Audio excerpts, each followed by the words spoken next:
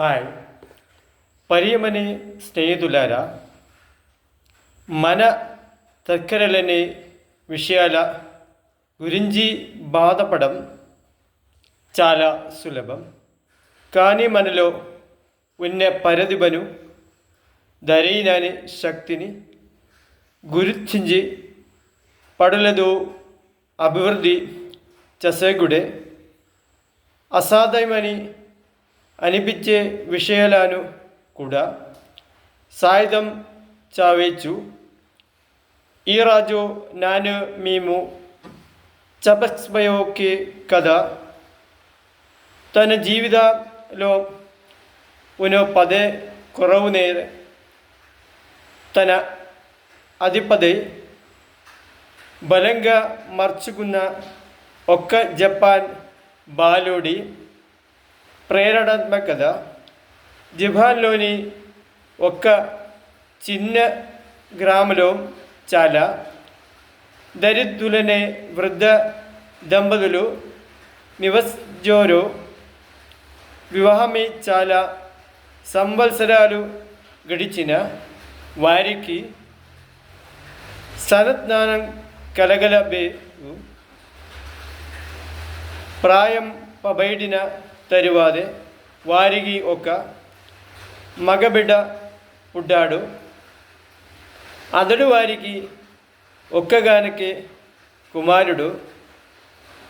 తల్లిదండ్రులు ఆ బాలుడి చాలా పరమేదో పనిచేయించారు.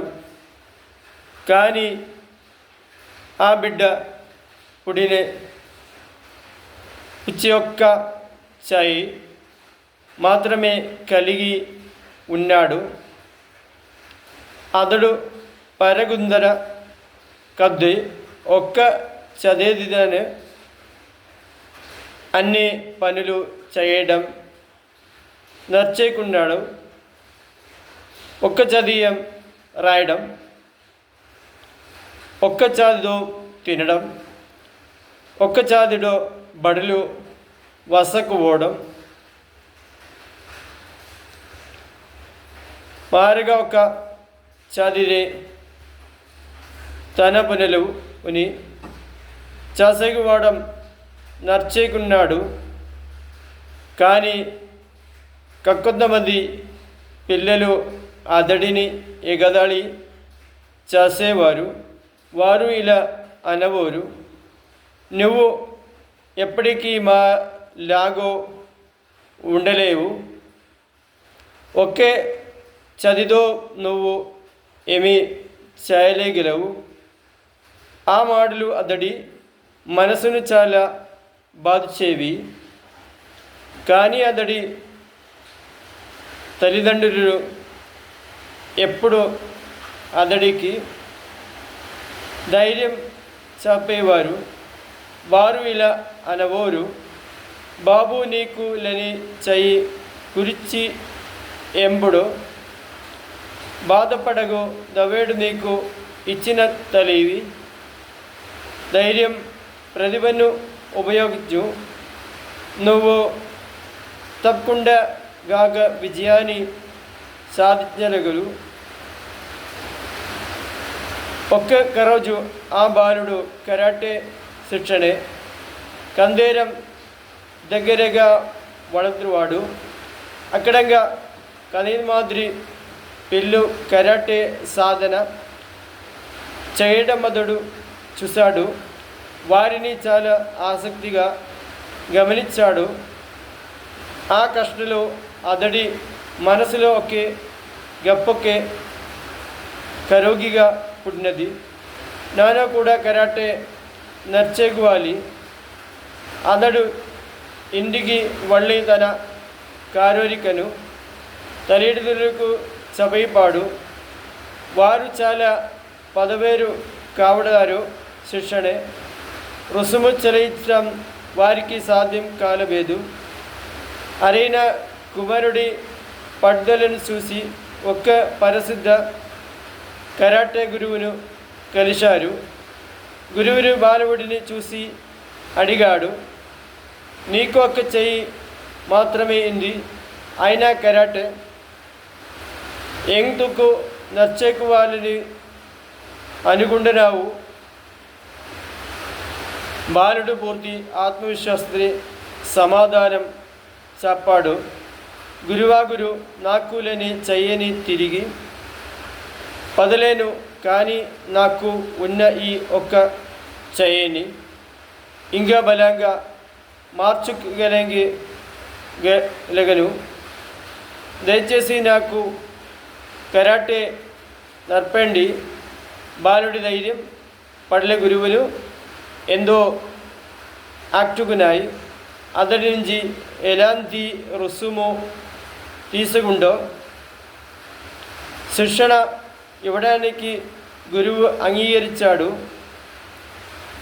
శిక్షణ ప్రారంభమైంది, కానీ గురువు అతడికి కరాటేలోని ఒకే పద్ధతినే మాత్రమే నర్పాడు. రోజులు గడిచాయి, వారాలు గడిచాయి, నెలలు గడిచాయి. అయినా గురువు అదే పద్ధతినే మళ్ళీ మళ్ళీ సాధన చేయించువాడు.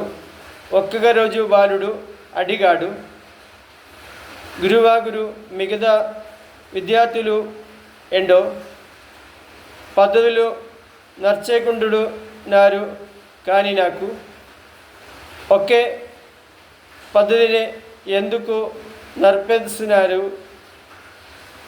గురువు చిరువిందుర ఇలా అతనాడు, మాదేడ యొక్క పద్ధతినే పూర్తిగా నచ్చేగుగా ఒక్క రోజుని దాని కారణం నీకు అర్థమవుతున్నది.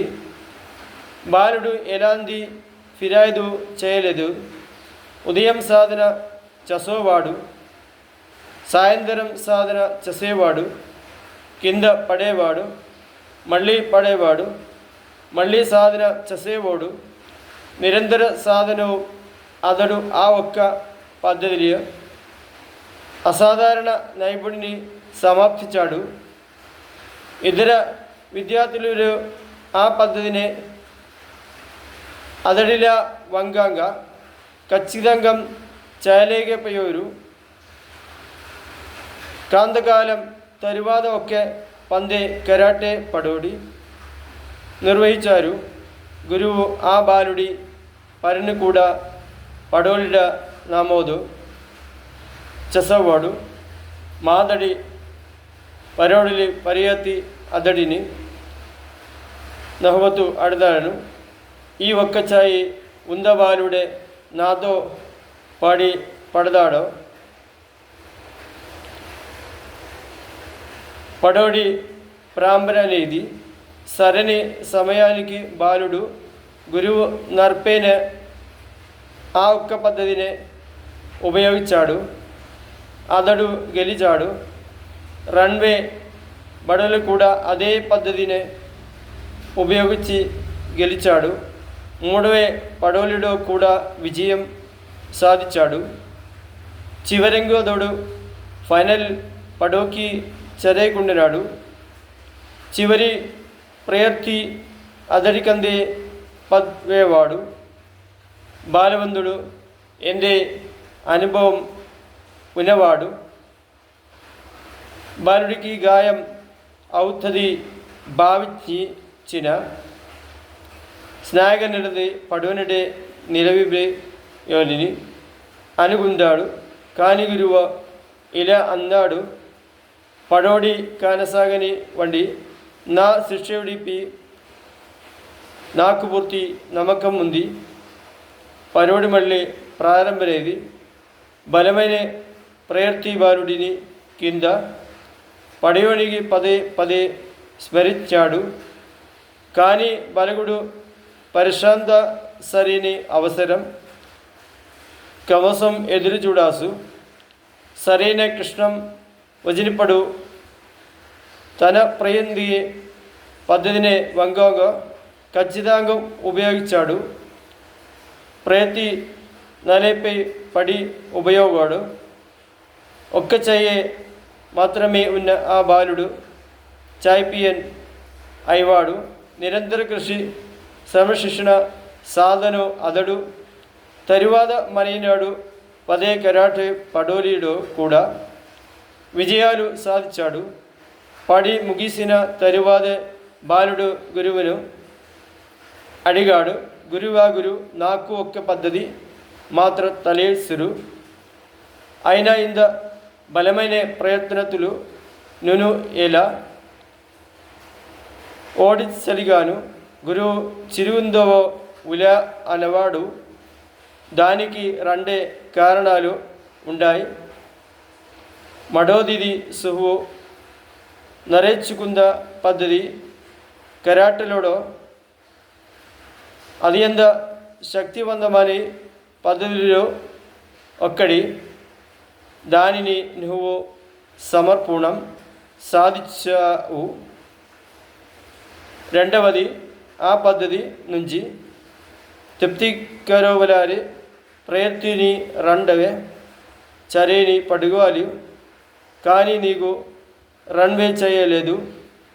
ఆ మాటలు వినినే బలుడికి అంద అర్థమైని పరపసం పదడి బలహీనత చూసిన విషయమే. అతడి అధిపతి బలంగా మారింది. పరిమైన స్నేహితులరా, ఈ కథ మనకు ఎంతో గొప్ప పడోని నర్పేందుది.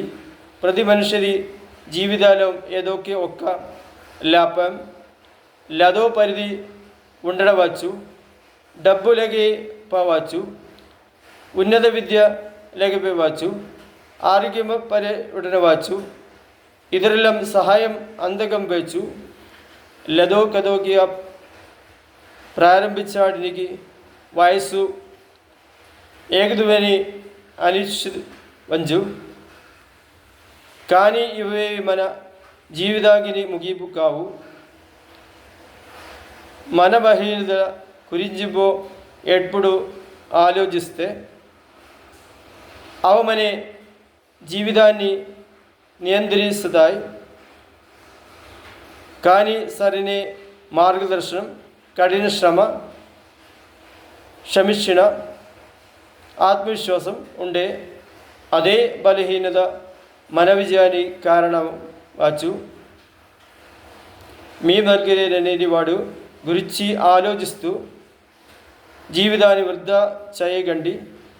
లెప్ప ఉన్న పరిధిని గురించాడి ప్రతిరోజు దానిని అభివృద్ధి చేసేకుండోడి, ఓర్పుదా సాధన చేయుచుండోడి, ఓడిపియానో మళ్ళీ లేచే సిలబండడి, గురిచుంగడోడి.